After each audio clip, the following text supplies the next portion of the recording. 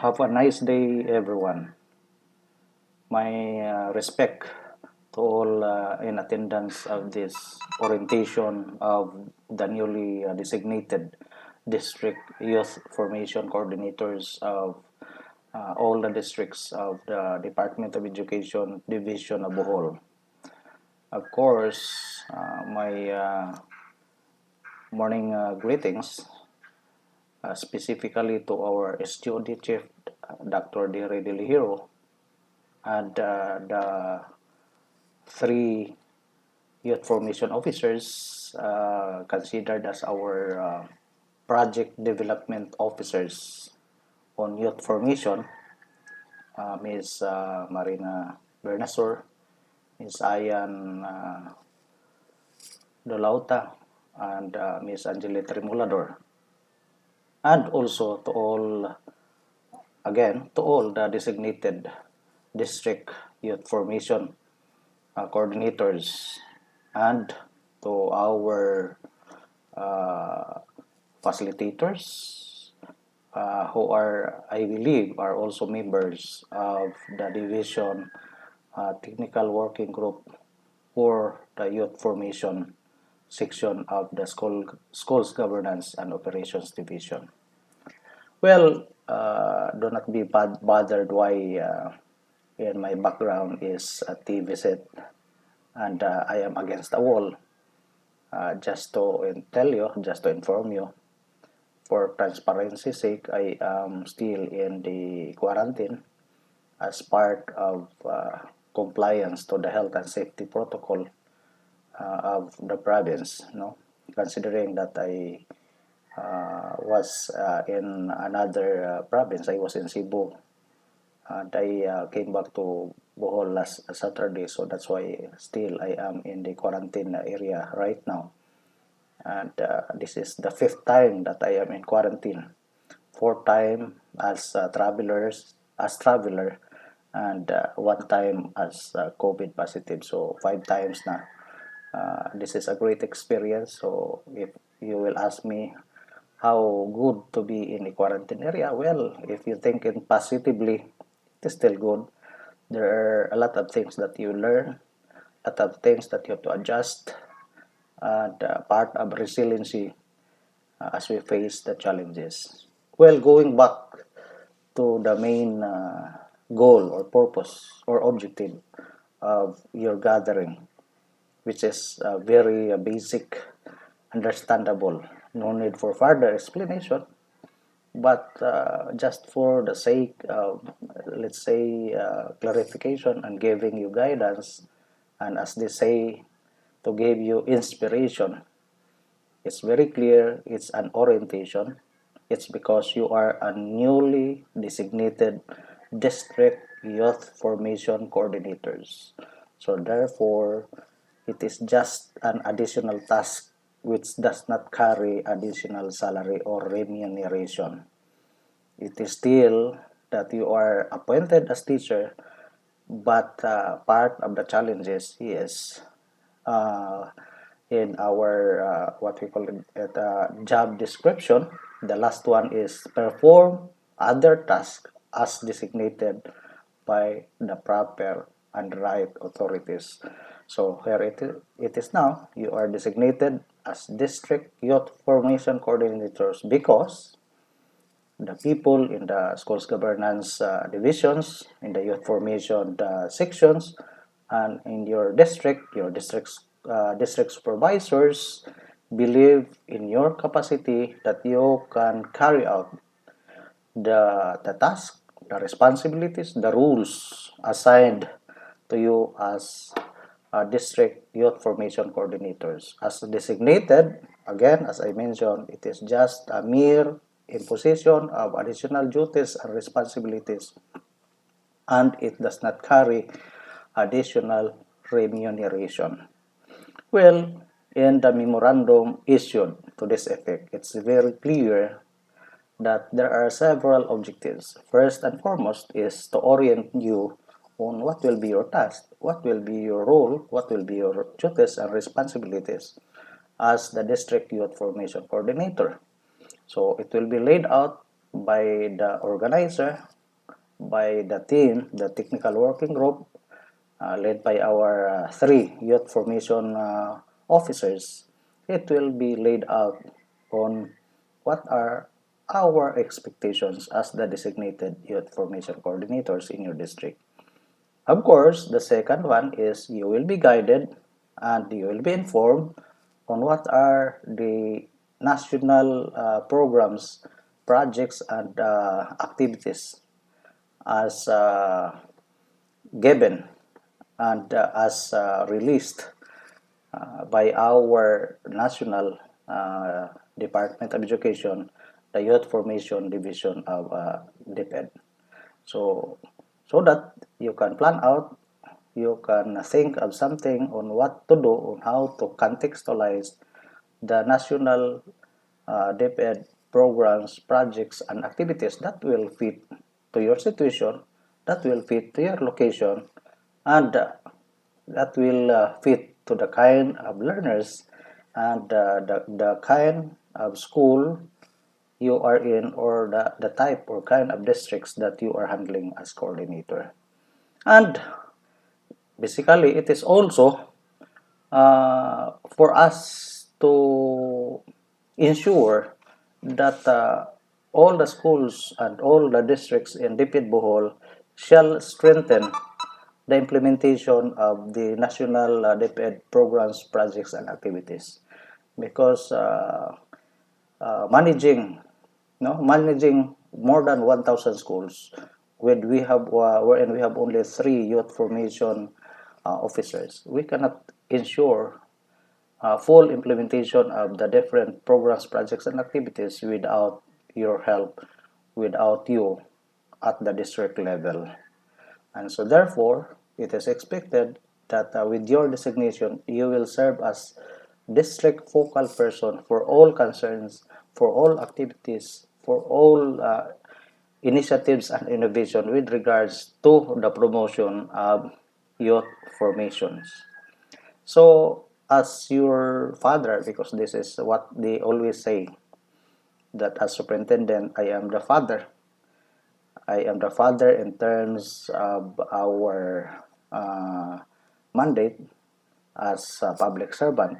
And so therefore, allow me to give you some things or a part of the challenge as your guidance, as your motivation to do your task as district youth formation coordinators, which is over and above your generic, or what we call as the regular or organic functions as public school teachers.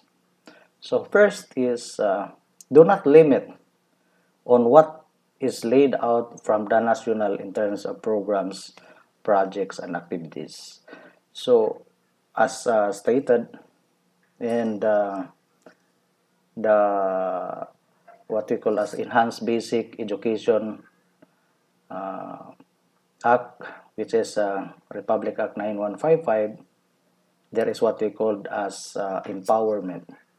And in empowerment, there is that authority and responsibility and accountability. Although accountability cannot be delegated, but this time the authority and responsibility is delegated to all of you as district youth formation coordinators. And so therefore, we are expecting that you will plan out not just purely compliance to the national programs, projects, and activities, but we are hoping that at your level, you can create something that is considered composite, or what we call as in addition to, or in mathematics, it is called complementary and supplementary. So we will not just consider that all the national PPAs are complete, but we have to complement and supplement with local initiatives, local innovations that will promote, that will advance the welfare of our school children as the youth of this nation. Next is when you think of local initiative, See to it that it is not just for the sake of having new initiative, but it should be always in your mind that the center for that initiative should be the development of the youth. Well, it's good if because of that initiative you can use it to advance your professional growth. Later on you can use it for your promotion, but as public servant we should think of it as secondary. The prime consideration in our mind as we frame our plan of action for our local initiative should be the development of the youth. And lastly, my dear district youth formation coordinators, is do not work as independent, do not work alone, but I hope with this orientation you can start connecting with the other district youth formation coordinators. Do not live alone because since we are in the elementary, we always hear that quotation, no man is an island. So it is very clear in that situation that we need others so that we can advance the welfare of our students or our youth. So in that situation, to emphasize why we need to collaborate, why we need to coordinate, why we need the assistance of others.